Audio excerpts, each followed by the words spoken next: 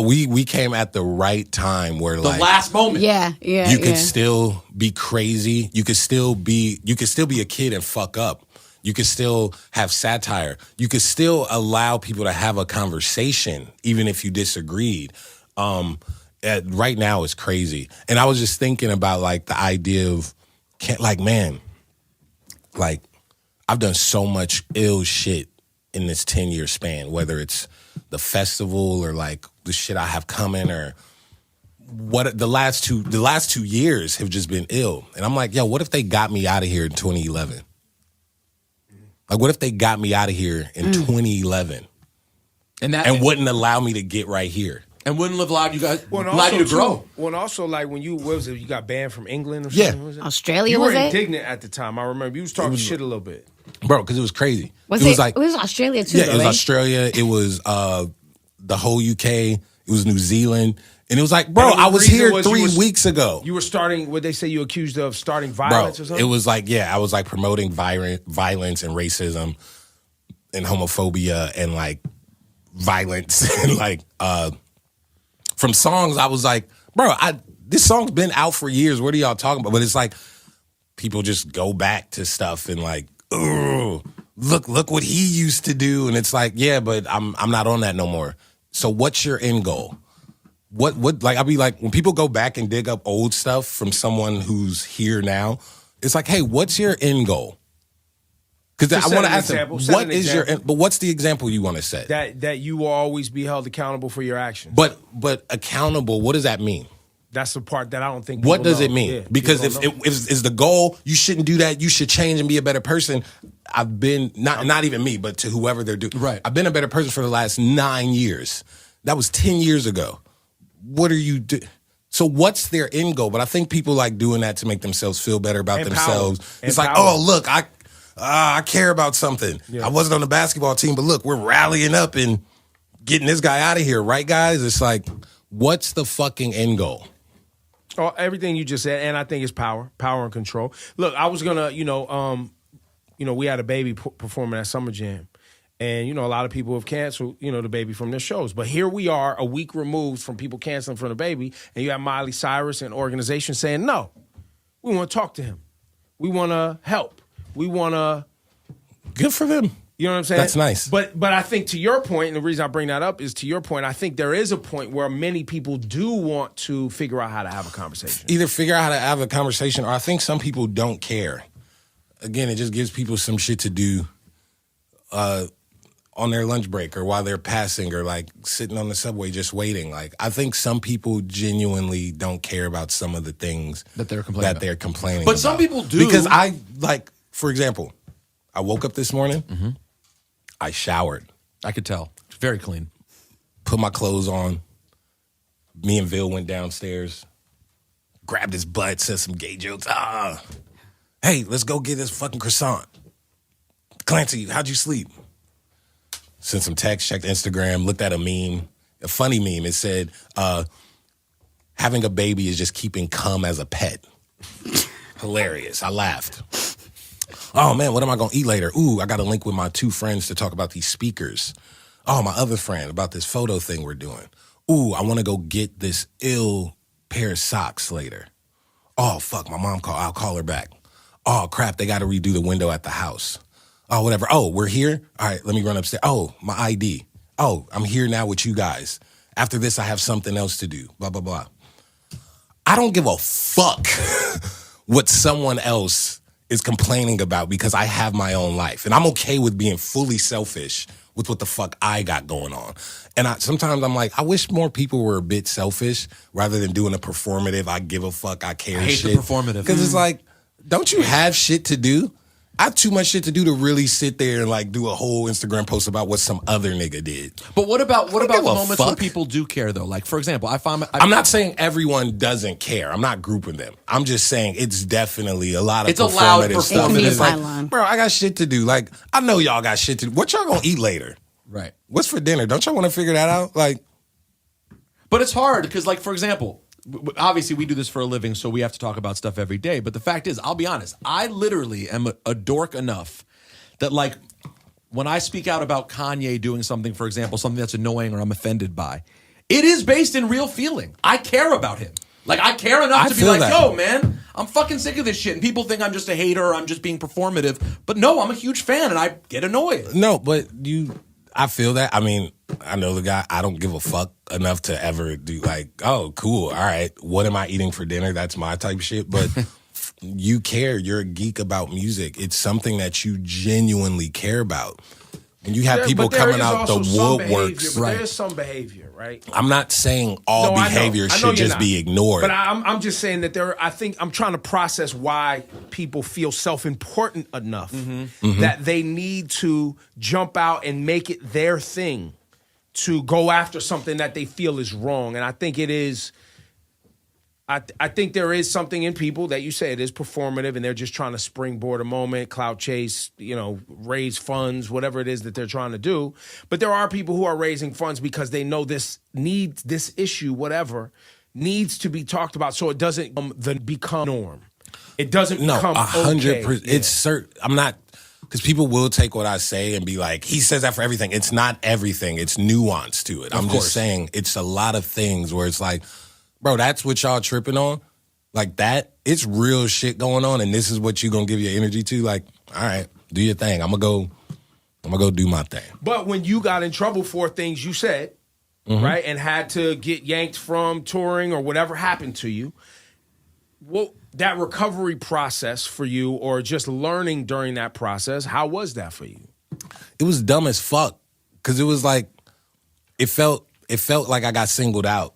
Especially in what I do, you have so many writers and directors and musicians who have not only said crazier things, but are still allowed in these places, and their stuff gets thrown under fiction, and they're grabbing stuff that I made, 5 years, 6 years prior before they said I couldn't come anymore. And I'm like, hey, what made y'all make this decision? And why isn't that guy or this guy or this guy? And I didn't want to dry snitch, but I'm like, why did I get singled out? I'm smaller than all of these guys, blah, blah, blah, blah, blah. So it was a bitch really trying to understand these decisions. It was a lot. I mean, we got back in, everything's fine. And I'm happy it happened, honestly. In hindsight, it was sick that Made that you happened. better. It made me better. It made the moment going back better. It just adds to this story. I'm super hyped that it happened. And it allowed some people to even question, hey, why did that happen to him? He's been doing this. He's been off that. So, I don't know. Yeah, the lightning rod normally gets it. Whoever's the headline in the moment, for whatever reason, the lightning rod, that's if they can get at you.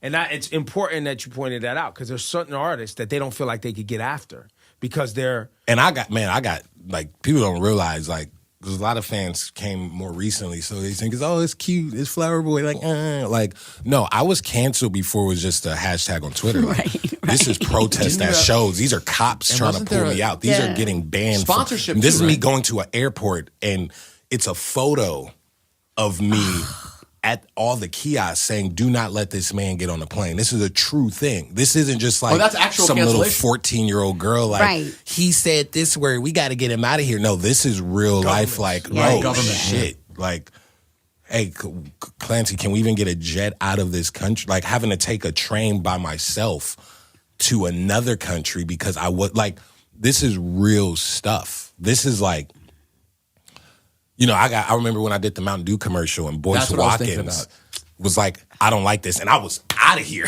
like, gone. This wasn't like a corporation just waiting to see if all the tweets like build up. And it's like, okay, maybe we should pull them. This was like instant type stuff. So watching it from the chair I'm at now and watching it, see it happen to different people is just interesting because I'm just like, fuck. They keep finding new, and this isn't about anyone specific because I know someone will take this out of context. But Right, overall, right. you just see it's crazy. Well, We had a crazy early years. Yeah.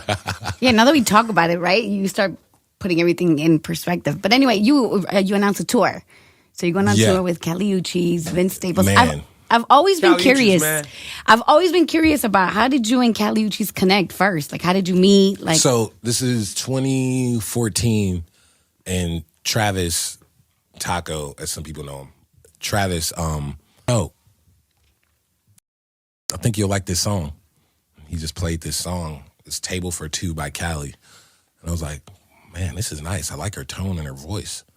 Oh, she layers her voice really well. He played another song. I was like, yo, who is that? Long story short, she ended up in LA. We made a few songs, and like, that's my bro. And she's dope. I'm so happy to see where she went.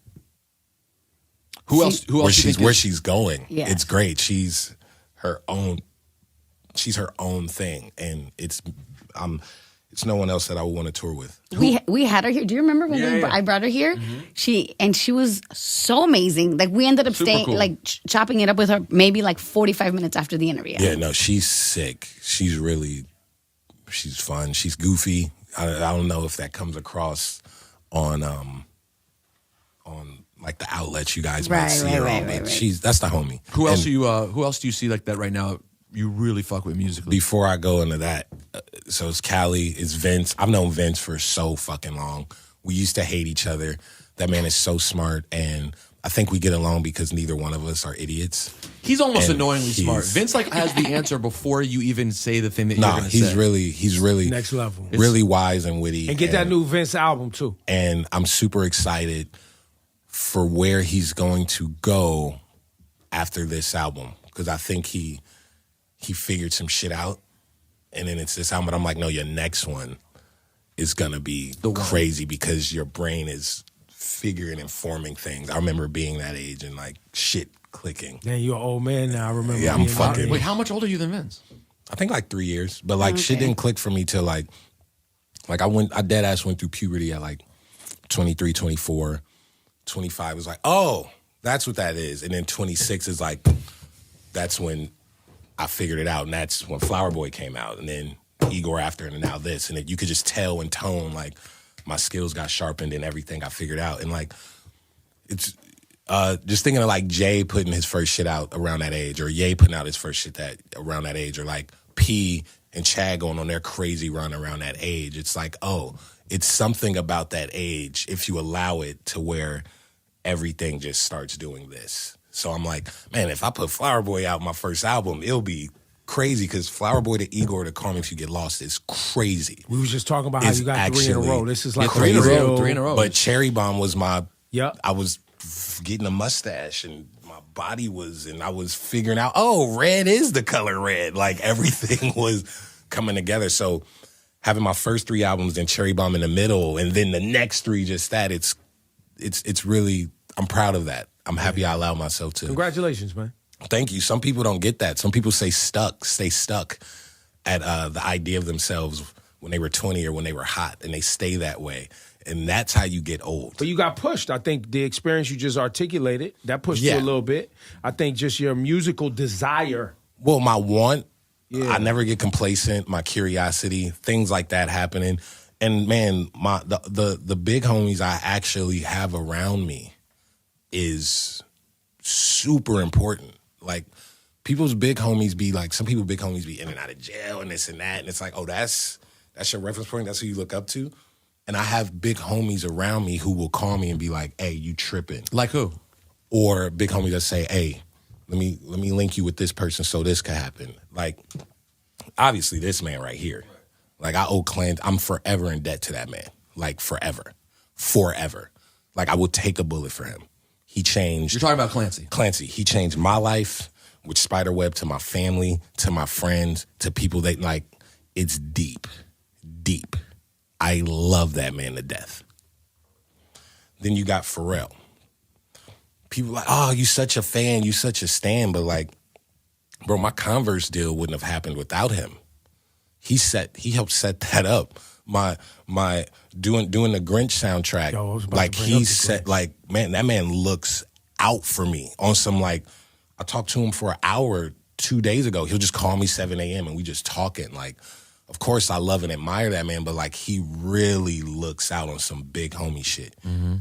Jay, man, love that. Like I have big Frank, Gerard Carmichael, Dev Hines. I got big homies